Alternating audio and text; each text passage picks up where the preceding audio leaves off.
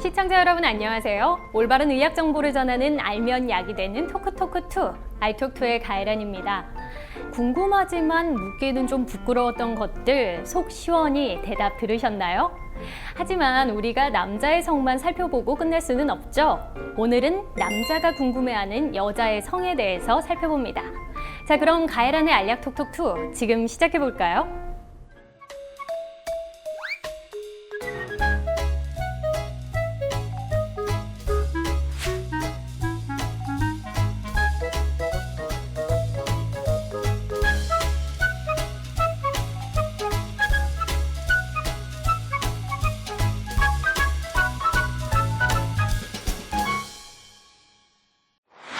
남자가 궁금해하는 여자의 성에 대해서 자세한 이야기 나눠봅니다. 성의학 전문가 강동우 백혜경 선생님 모셨습니다. 안녕하세요. 안녕하십니까. 남녀의 성에 대해서 이야기를 나누기에 앞서서 이 여자의 성 하면 가장 먼저 이야기가 나오는 것이 여자는 남성에 비해서 성욕이 현저히 낮다. 성욕이 별로 많지 않다 이야기하는데 실제로 성별에 따라서 좀 차이가 있는 건가요? 여성이라고 해서 무조건 성욕이 낮다, 남성이라고 해서 무조건 성욕이 왕성하다 이렇게 얘기할 수는 없고 워낙 개인 차이가 있지만 일반적으로 봤을 때는 이제 남성이 성욕이 좀 더 강하다고 볼 수는 있죠. 왜냐하면 이제 성욕과 직접적으로 관련이 있는 남성 호르몬, 테스토스테론이라고 하는 건데 이 남성 호르몬 자체가 남성과 여성이 차이가 이제 10배 차이가 나요. 그 남성 호르몬 자체가 10배가 높다는 사실 자체가 성욕이 높을 수밖에 없죠. 이 호르몬 때문에 남성이 성욕이 더 많을 수는 있지만 그렇다고 해서 여성에게 성욕이 없다거나 전혀 관심 없는 분야는 아닌 것 같습니다. 하지만 우리나라 정서상 남성보다도 더 입 밖으로 꺼내서 이야기하기가 힘들었기 때문에 그만큼 남자분들이 여자에 대해서 알 기회가 더 적었던 건 아닌가 싶은데요. 지금부터 꼼꼼히 살펴봅니다.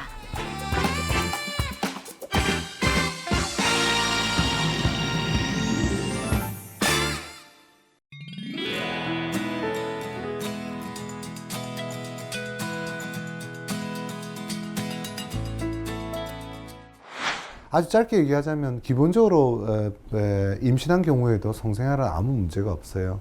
다만 전문가 입장에서 조언을 드리자면 임신 초기 1, 2, 3개월 정도는 조금은 피하시거나 그 다음에 만삭의 마지막 달 출산 예정일이라고 하는 거 있잖아요. 특이한 케이스로 이제 예전에부터 출산에 있어서 조산의 위험성을 겪어왔다든지 아니면 전치태반 아이가 뒤집어지는 형태죠.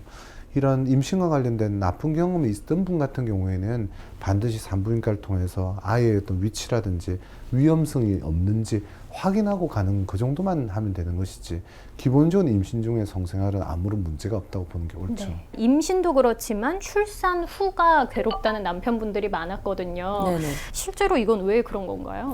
이게 왜 그러냐면 출산을 하게 되면 프롤락틴이라고 해서 이제 젖샘 분비 호르몬, 특히 모유 수유를 하는 경우에 모유 수유가 그러니까 모유가 분비되게끔 하는 그 호르몬이 있는데 그 호르몬이 올라가야 모유가 분비가 되는 거죠. 근데 이 프롤락틴의 역할이 성욕을 떨어뜨리는 역할이 있어요. 성욕을 떨어뜨리고 그래서 욕구가 떨어지니까 사실은 성에 대해서 좀 관심이 아내가 없어지기도 하고 또 하나는 이제 질 내부, 그러니까 여성의 몸 자체가 안쪽이 조금 얇아지고 분비나 이런 것들이 좀 원활하지 않게 돼요. 그래서 관계를 했을 때 통증이 있는 경우가 굉장히 많이 있고요. 또 하나 이제 중요한 게 여성이 양육을 하게 되면 아이가 이제 태어나면 정신이 없잖아요. 그래서 아이한테 매달려서 그 양육 스트레스, 실제로 몸과 마음이 굉장히 많이 힘들어지게 되죠. 잠도 잘 못 자고. 또 산후우울증 아마 많이 들어보셨을 거예요. 산후우울증이 있으면 산후우울증을 포함해서 모든 우울증이 성욕이 떨어지는 증상이 이제 우울증의 그 가장 빨리 나타나고 마지막까지 잘 없어지지 않는 증상이에요. 그래서 이런저런 이유로 사실은 여성들이 욕구가 떨어지는 경우가 굉장히 많이 있죠. 그렇다고 출산 이후에는 원래 좀 관계하기가 힘들고 성욕이 떨어지니까 하고 방치하시면 또 안 돼요. 방치하시면 출산 이후에 뭐 한 6개월, 1년 요 시기에 이제 모유수유 끊고 나서도 계속 이렇게 섹스리 상태가 계속되면 이게 굉장히 장기적으로 섹스리스에 빠질 위험이 있기 때문에 또 주의를 하셔야죠. 네, 남자가 궁금해하는 여자의 성에 대해서 살펴보고 있는데요. 잠깐 보고 올 것이 있죠. 알면 쏙쏙 정보가 쌓이는 알약 쏙쏙입니다.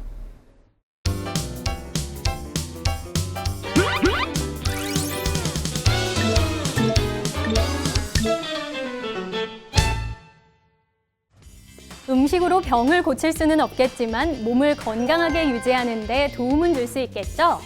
여성분들 평소에 어떤 음식을 즐겨 드시나요? 알면 약이 되는 지식이 쏙쏙! 이번 주는 여자가 챙겨 먹으면 좋은 음식 베스트 3 살펴봅니다. 그 첫 번째는 밭에서 나는 쇠고기, 콩입니다. 콩이 몸에 좋다는 건 사실 유명한 얘기죠? 그런데 여자에게 좋다니 이건 좀 생소하실 텐데요. 바로 콩 속에 들어있는 이소플라본이라는 성분 때문입니다. 이 성분은 우울증과 골다공증, 안면홍조 같은 갱년기 증세를 완화시켜줄 뿐만 아니라 자궁 내막암을 예방하는 데 큰 도움을 준다고 하네요. 여자가 챙겨 먹으면 좋은 음식 베스트 3. 그 두 번째는 주황 빛깔이 매력적인 채소 당근입니다. 뿌리 채소의 대표주자 당근에는 비타민 A와 비타민 A의 전구체 베타카로틴이 풍부하게 들어있는데요. 비타민 A는 눈 건강에 아주 중요한 역할을 하는 것으로 알려져 있죠. 그리고 눈여겨보아야 할 것이 바로 베타카로틴. 당근 100g당 들어있는 베타카로틴 양은 7,620 마이크로그램. 녹황색 채소 중 단연 으뜸인데요. 이 베타카로틴은 항산화 물질로서 다양한 암 예방에 도움을 주지만 특히 여성의 유방암 발생 위험을 낮추는 데 많은 도움을 줍니다. 여자가 챙겨 먹으면 좋은 음식 베스트 3. 그 마지막 주인공은 고운 붉은 빛깔의 유리알 같은 석류입니다. 고운 자태만큼이나 여성의 과일로 불리는 대표적인 음식이죠. 비타민C와 비타민 B, 폴리페놀 등의 영양소가 다량으로 함유돼 있어 심장질환, 암 예방은 물론 피부 주름 감소, 노화 방지 등 여성들이 관심 갖는 피부 건강에도 도움을 줍니다. 또한 씨앗을 싸고 있는 막에는 천연 에스트로겐 성분이 함유돼 있는데요.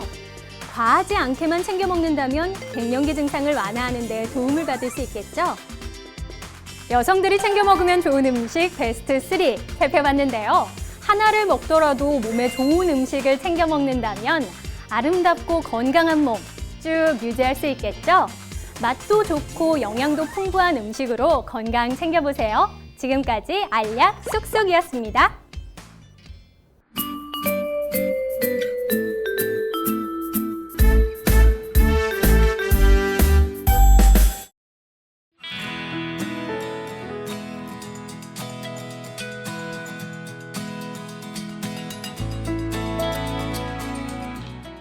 어떤 이유 때문인가요? 네, 성교통이 참 많죠. 네, 그 여성의 성기능 장애 3대 질환 중 하나인데 전체 여성의 마찬가지로 한 20% 내외. 그렇게나 근데 이제 많이. 그렇죠. 이 성교통의 원인도 굉장히 다양한데요.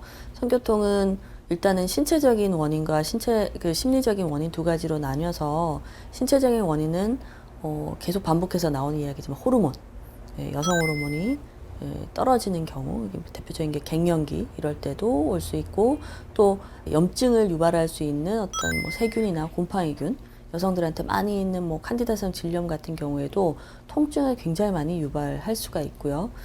그 다음에 이제 여성에서 많은 이제 자궁 근종이라든지 자궁 내막증 같은 이제 어떤 산부인과적인 질환들도 성교통의 원인이 될 수가 있어요. 그리고 많이 간과되는 거가 사실은 이제 아프니까 어디가 아프겠까 뭔가 이제 신체적으로 이상이 있겠지라고 하는데, 성교통의 원인 중에는 사실은 우울증이라든지 지나친 긴장, 불안, 이런 것들도 원인이 되는 경우가 굉장히 많이 있어요. 백 선생이 했던 얘기를 간단하게 한마디로 요약하면 성교통의 가장 많은 원인은 거의 절반을 차지한 게 전정염이에요. 전정이란 입구 부위가 호르몬의 영향, 또 칸디다증 등의 곰팡이 영향, 면역 기능의 차이 이런 것 때문에 그 부분이 취약해지는 게 가장 많은 절반에 가까운 원인인데요. 우리 한국어는 그런 원인에 대한 치료는 하지 않으려고 그러고 그냥 막무가내로 윤활제를 줘요. 그건 뭐하고 똑같냐면 두통이 있을 때 한 번에 두통에는 두통약 먹으면 돼요. 그러나 두통약을 먹는다고 두통의 원인이 좋아지는 건 아니거든요. 똑같은 식으로 전정염은 분명한 원인이 있는 질환이기 때문에 원인만 파악해서 고쳐 나가면 얼마든 치료가 잘 되는 아주 치료 잘 된 질환이거든요. 우선 통증이 예. 있을 때는 병원에 가서 정확한 원인을 찾아보시는 그렇죠. 게 가장 중요한 예. 거네요.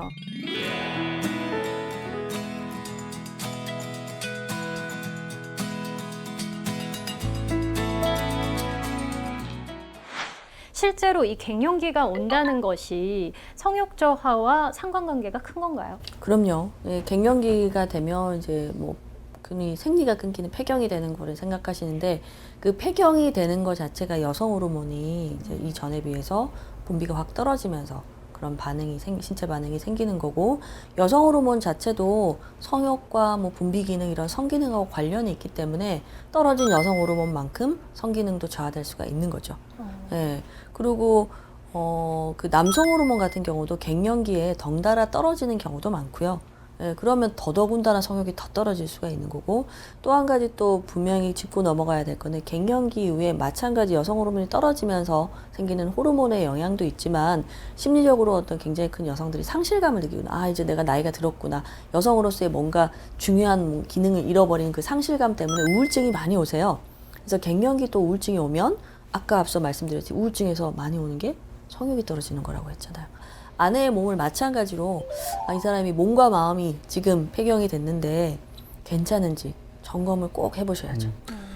기본적으로 이제 폐경기가 올 때요. 이제 호르몬의 변화가 이제 오고 이래서 생리가 끝나잖아요. 그때 우리 이 성생활 문제에 있어서는 여성의 몸에 아주 전형적인 변화가 일어나요. 그게 뭐냐면 위축성 질염이라는 거거든요. 그래서 이제 쉽게 말해서 생식기가 쪼그라듭니다. 특히 폐경기 여성에서는 남편이 성생활을 원한다면 위축성 질염에 대해서는 치료를 해야 되는데요.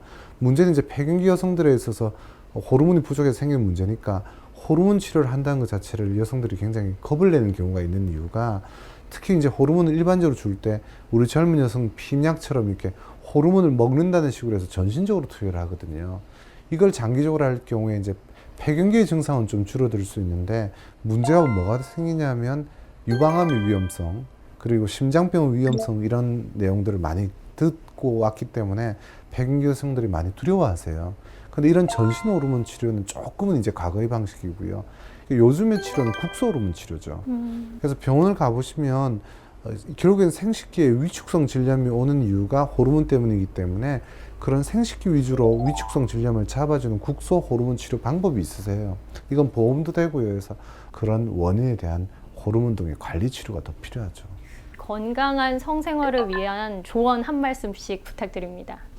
부부간의 성 문제는 아무래도 부부간의 의사소통, 함께 같이 노력하는 게 굉장히 중요하니까 부부간에 기본적으로 시간을 같이 보내고 친밀감 형성을 위해서 대화를 하고 함께하는 시간을 많이 가지는 게 중요할 것 같아요. 네. 거기다가 뭐 또 덧붙인다면 특히 여성들한테 이제 여러 가지 운동이나 뭐 건강식품 많이 얘기하는데 이 건강식품보다는 운동이 훨씬 더 좋아요. 유산소 운동과 더불어서 케겔 운동 정기적으로 하시는 거 이런 것도 굉장히 큰 도움이 될 것 같습니다. 네. 네. 기본적으로 성 문제는 여러 번 강조합니다. 내 건강의 문제입니다. 모든 질병, 모든 문제의 근원적인 치료 방향은 원인 치료입니다. 전문가를 잘 만나셔서 원인 치료를 하면 성생활뿐만 아니라 기본 건강을 다스리는 기회이기도 하기 때문에요. 성 문제에 트러블이 있거나 결함이 있을 때는 반드시 원인을 찾고 치료할 줄 아는 전문가를 만나서 되돌리시기를 바랍니다. 네. 네. 이 부부의 건강한 성생활, 부부가 행복해지기 위한 하나의 중요한 과정인 것 같습니다. 숨길 것도 피할 것도 아니고요. 그리고 다른 무엇보다 나만의 문제 혹은 너의 문제가 아니라 우리의 문제라는 거 생각해 가면서 부부가 함께 고민하고 함께 대화해야 될 것 같습니다. 알약톡톡 오늘은 여기까지고요. 다음 주에 뵙겠습니다. 수고하셨습니다. 수고하셨습니다.